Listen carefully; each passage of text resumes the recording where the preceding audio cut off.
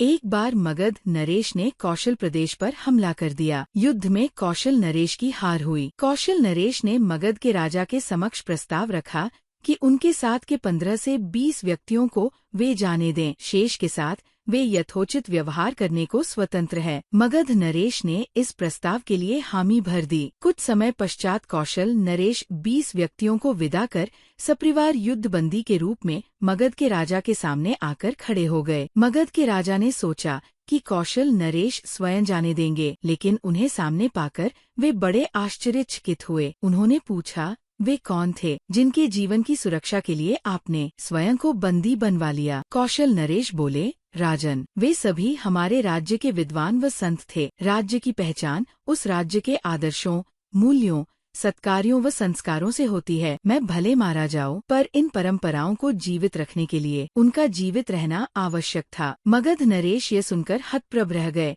और बोले, जिस राज्य में धर्म, दया व परोपकार का इतना ऊंचा स्थान है, उस पर आधिपत्य का दुस्साहस मैं कैसे कर सकता हूँ? उन्होंने कौशल नरेश को ससम्मान मुक्त कर दिया। अर्थात हमें अपनी गौरवशाली इतिहास से सीखना होगा कि हमेशा से ही धर्म, दया और परोपकार का सम्मान किया गया है, इसलिए भारतवर्ष भारत है।